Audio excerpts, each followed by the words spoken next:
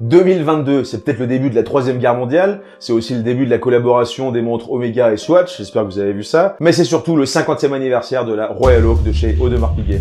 Bon, c'est aussi le premier épisode des Watches and Wonders en physique à Genève, mais ça on en reparlera dans une autre vidéo. Il y a 50 ans cette année, les boss de chez Audemars Piguet lançaient leur nouvelle création au design révolutionnaire, pondue en une nuit par Gerald Genta, 2 ans auparavant. Alors pour fêter cette moitié de centenaire, on va jeter un œil rapide sur l'histoire de la création de cette pièce emblématique, et on se penchera sur les différentes versions anniversaires sorties quelques temps avant le tournage de cette vidéo en début d'année 2022. Pour comprendre 1972, il faut remonter quelques années plus tôt. À la toute fin des années 60, Audemars Piguet n'a jamais aussi bien fonctionné. Ils produisaient environ 5500 montres de très haute gamme par an, qui vendaient avec leur propre réseau de distribution. Leur production se divisait en un peu plus de 230 références, dans la grande majorité des pièces uniques, et le reste était produit en petite quantité, le plus souvent à moins de 50 pièces par référence. Mais Georges Gollet, qui est leur PDG de la marque depuis 1945, décida qu'il était temps de passer la seconde. Donc début 1969, après un an de discussion, il signe un contrat de collaboration avec un géant de l'horlogerie suisse qui s'appelle la SSIH, pour la Société Suisse pour l'Industrie Horlogère.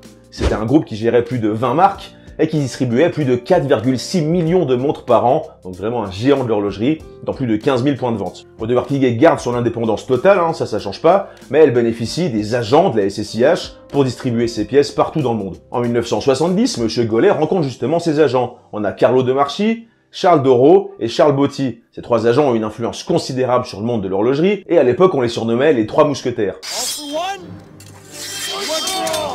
Georges Gollet lui-même a déclaré dans une interview dans les années 80 que c'était sur les conseils de ces 3 mousquetaires que l'idée de la Royal Oak avait germé. Les 3 visionnaires avaient alors expliqué à Georges que la mode de l'or dans les montres de luxe allait passer et qu'il fallait se pencher sur l'acier pour correspondre au mode de vie de l'époque. Ils avaient également avancé l'idée d'une montre polyvalente, pouvant aller avec un costume ou avec une tenue plus décontractée, voire sportive, pour s'adapter encore une fois au quotidien de l'homme moderne de l'époque. Ils ont certainement ajouté qu'il fallait que la montre puisse être produite en très grande quantité pour correspondre au réseau de distribution gigantesque de la SSIH qui représentait. Beaucoup de ces conseils vont à l'encontre des activités et des valeurs de Audemars Piguet de l'époque, on est d'accord. Mais Georges Gollet est un visionnaire et un businessman de haut vol. Il voit en ces demandes une occasion parfaite de proposer une montre révolutionnaire, ce qui ferait écho à la révolution dans laquelle la société est à l'époque avec les 30 glorieuses, et à celle que l'horlogerie est aussi en train de subir avec le doute planant au-dessus de l'horlogerie mécanique, et au-dessus du devenir du quartz qui est sorti en 1969, on le rappelle.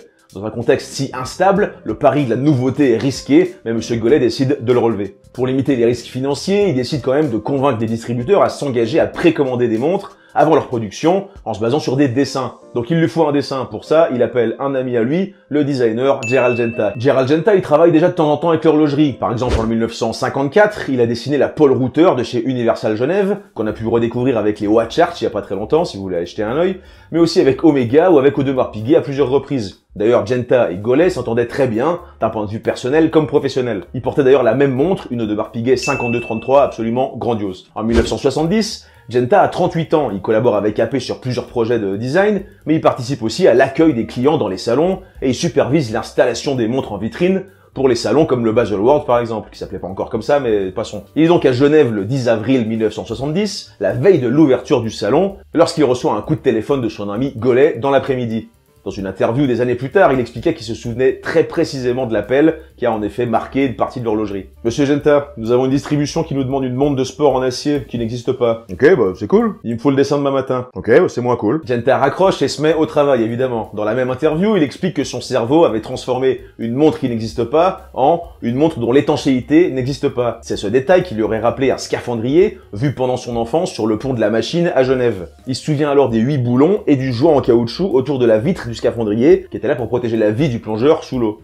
C'est comme ça qu'il a eu l'idée de cacher un mouvement haut de gamme dans un boîtier faisant penser justement à ce scaphandrier. L'idée du bracelet intégré ultra complexe faisait elle aussi écho à la demande de pièces qui n'existent pas. C'est aussi pendant cette nuit que Genta a eu l'idée du cadran bleu cobalt fumé et soleillé, guilloché au motif clou de Paris. Il a aussi eu l'idée des aiguilles et des index en forme d'anneau allongé comme ça là, et de la forme du boîtier, de la forme des vis et de tout le reste. Il expliquait d'ailleurs que la forme octogonale s'était imposée un peu d'elle-même en raison des 8 vis dont on parlait tout à l'heure, qu'il fallait placer sur la lunette de façon assez harmonieuse, et que les têtes de vis hexagonales incrustées dans la lunette avaient elles aussi une utilité technique, c'était pour qu'elles puissent rester complètement fixes lorsqu'on verrouillait les vis depuis le fond de boîte. Même Genta a avoué lui-même que penser à tout ça en une nuit, c'était, je cite, un truc de fou. Un truc de fou peut-être, mais un truc de fou qui marqua le monde de l'horlogerie tout entier et à tout jamais. Le dessin était donc prêt pour le Buzz Award de 1970, ce qui a permis à Monsieur Gollet de le présenter au distributeur et de sécuriser environ 800 précommandes pour pouvoir se lancer dans les prototypes. C'est d'ailleurs Genta lui-même qui s'est occupé du projet des prototypes parce qu'il a insisté, alors que d'habitude il se concentre sur le design uniquement. Donc 2 ans plus tard, au même salon de Bâle, la 5402, la première version de la Royal Oak, fut enfin dévoilée au public. Le reste de l'histoire avec les rumeurs concernant les inspirations de la forme, la recherche du nom qui arrivera 1 an et demi après le design, les stratégies marketing, la recherche des fournisseurs pour le cadran, pour le bracelet, pour le boîtier, pour le reste, est complètement dingue aussi. C'est vraiment une histoire passionnante de A à Z. Dites-nous en commentaire si vous voulez qu'on prépare une vidéo plus exhaustive sur l'histoire de cette pièce aberrante, comme dirait l'ami GMK. Tu sais ce que c'est aberrant? Ouais. Aberrant, tu connais ce mot? C'est aberrant. Aberrant. Là, je suis aberré. Merde! Mais pour le moment, on fait donc un bond de 50 ans et on découvre les pièces de 2022 qui fêtent le jubilé de la montre qui a changé le cours de l'histoire de la marque et de celle de l'horlogerie moderne. On vient donc d'assister à l'apparition de la nouvelle 16-202, la 2 aiguilles qui vient remplacer la 15-202 qui avait été introduite en mars de l'an 2000, donc il y a 22 ans. À l'époque, la production pour l'année s'élevait à 300 pièces, 250 en acier et 50 en or jaune. Ça restait vraiment des toutes petites productions. Elle réinterprétait en grande partie les codes de la 5402 de 1972 avec un esprit plus moderne pour rentrer dans le nouveau millénaire, c'était l'an 2000. Mais elle gardait quand même le diamètre de 39 mm de la pièce originale. Sur cette 15-202, le cadran passait au motif grande tapisserie. C'est une réinterprétation de la petite tapisserie qui était sur le modèle de 1972, mais la pièce reviendra à ses origines en 2012 avec la nouvelle version de la 15-202, qui garde d'ailleurs la même référence, mais qui réadopte la petite tapisserie et la célèbre couleur d'origine qui s'appelle Bleu Nuit Nuage 50, ainsi que le logo AP à 6 heures sur le cadran. C'est d'ailleurs en 2012 aussi, pour les 40 ans de son lancement, que la Royal Oak est redevenue un véritable phénomène international. Depuis, la 15-202 est restée la référence la plus proche du modèle d'origine, gardant précisément le même format, précisément la même couleur, les mêmes guillochages, les mêmes matériaux et le même esprit. En parallèle, comme vous le savez certainement, de très nombreuses références ont vu le jour en différentes tailles, différents matériaux, avec de nombreux choix dans les finitions, dans le sertissage, etc. Pour revenir à la 16-202, donc de 2022, comme on peut le voir sur leur site, elle aussi elle rend hommage à la 5402 de 1972. On garde donc ce format de 39 mm et ce cadran guilloché petite tapisserie dans la couleur originale, on le rappelle, bleu nuit, nuage 50. Le mouvement, lui, a évolué par contre. On découvre le nouveau 71-21 avec une masse oscillante anniversaire découpée de manière à écrire 50 ans, qui devrait d'ailleurs être réservé aux pièces produites en 2022 exclusivement. Le calibre est plus large et plus épais que le 21-21 qui était dans la 15-202, mais on reste sur du 39 mm de diamètre pour 8 d'épaisseur pour le boîtier. L'alternance du calibre a aussi augmenté pour gagner en précision. Donc il passe de 19 800 alternances à 28 800 alternances par heure. Et la réserve de marche passe aussi de 40 heures à un plus confortable 55 heures. Le mouvement est aussi plus robuste, notamment grâce à un système anti-choc protégeant le balancier, et il a une option de changement de date rapide. Oui, vous avez bien entendu, la 15-202 n'avait pas de changement de date rapide jusqu'à 2022.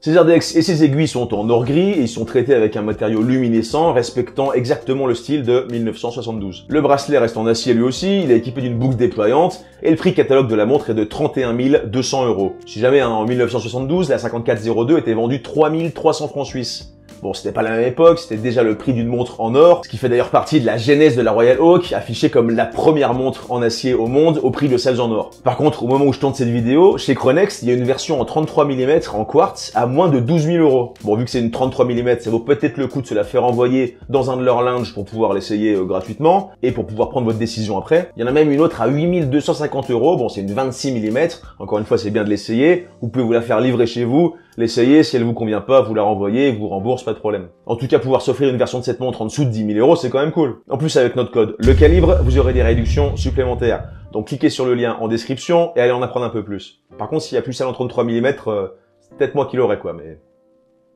En ce qui concerne les variations de cette 16-202, on en trouve une en platine avec un cadran soleillé vert fumé, même format, même caractéristique, avec un prix non communiqué, donc à mon avis, ça commence à piquer.